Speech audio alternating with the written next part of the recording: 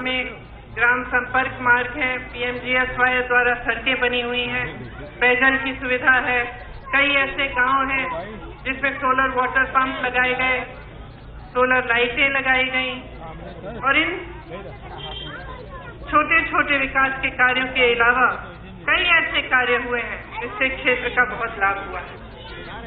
आप जानते होंगे कि रायबरेली शहर के पास एम्स जैसा बड़ा अस्पताल आ रहा है, नाइपर और निफ्ट जैसे तकनीकी इंस्टीट्यूट आए, केंद्रीय विद्यालय खुला, बड़ी बड़ी ऐसे काम हुए, रेल कोच के कारखाने की तरह, व्हील के कारखाने की तरह, जो सिर्फ रोजगार नहीं दिलवाएंगे लेकिन क्षेत्र की अर्थव्यवस्था को बदलेंगे। यहाँ की जमीन की कीमतें बढ़ेंगी, छोटे छोटे व्यापार उभरेंगे और इस तरह के बड़े काम होंगे जिससे क्षेत्र का लाभ, क्षेत्र का फायदा होगा।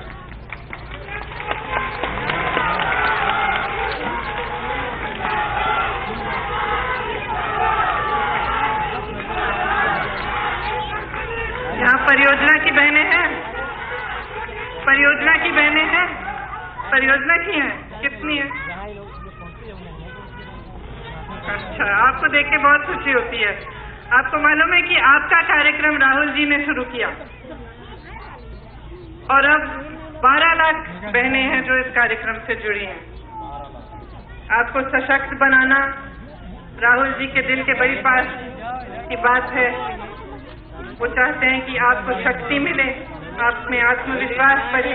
उन्होंने रास्ता दिखाया, सारा काम आपने किया और आज आपके जीवन में बदलाव आया है ना। तो देखिए, जहाँ तक रायबरेली क्षेत्र की बात है, मैं अच्छी तरह जानती हूँ, मुझे कोई शक नहीं है कि आपने ये पहचाना है कि आपकी सांसद आपके लिए काम करती हैं, दिल से करती हैं, उनका समर्पण आपने देखा है और आप पूरी तरह से उनका साथ देंगे, उनको भारी बहुमत से जिताएंगे। लेकिन ये चुनाव सिर्फ आपके क्षेत्र तक सीमित नहीं है। सिर्फ आप अपने सांसद को चुनने नहीं जा रहे हैं। देश में एक नई सरकार आएगी। देश भर में जितने भी सांसदीय क्षेत्र हैं, सब अपने सांसद चुनने जा रहे हैं। तो आपको सिर्फ अपने क्षेत्र, अपने बच्चों के भविष्य के बारे में नहीं, लेकिन पूरे देश के भविष्य के बारे में सोचना है, गंभीरता से समझनी है बातें। और जब आप निर्णय लेंगे तो सिर्फ सोनिया जी के लिए नहीं, लेकिन भारत देश के लिए भी निर्णय लें। ये भारत देश है, इसे चलाने के लिए 56 इंच के सीने की जरूरत नहीं है।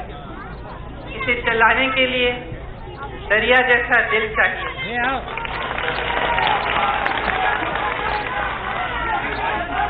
इसे चलाने के लिए सत्ता का क्रूर बल नहीं, एक नैतिक शक्ति चाहिए।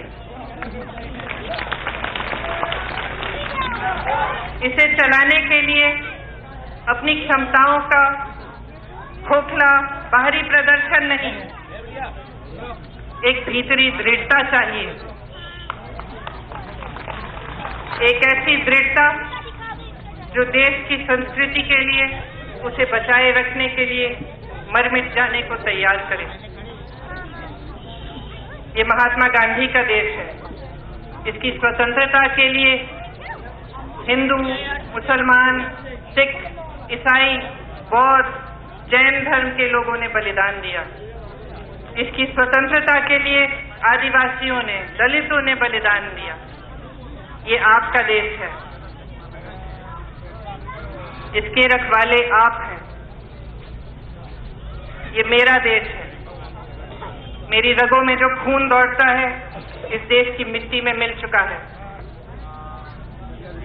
इसकी हिफाजत करना आपका कर्तव्य है और मेरे परिवार के सदस्यों का धर्म है।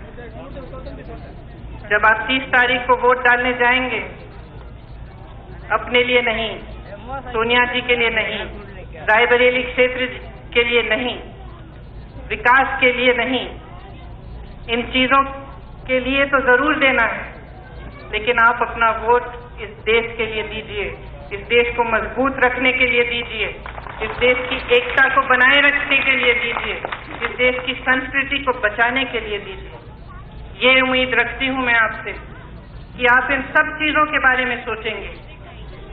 ये चुनाव ऐसा चुनाव नहीं है जिसके लिए आप अपने नजरिए को सीमित रखें। अपने नजरिए को खोलिए, अपनी बहनों के बारे में सोचिए, नौजवानों के बारे में सोचिए, बच्चों के भविष्य के बारे में सोचिए। कैसा देश चाहते हैं आप?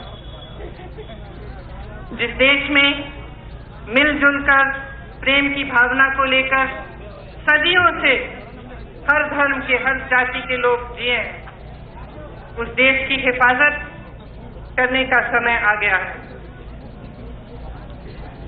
आप इन चीजों को अच्छी तरह से अपने मन में रखिए।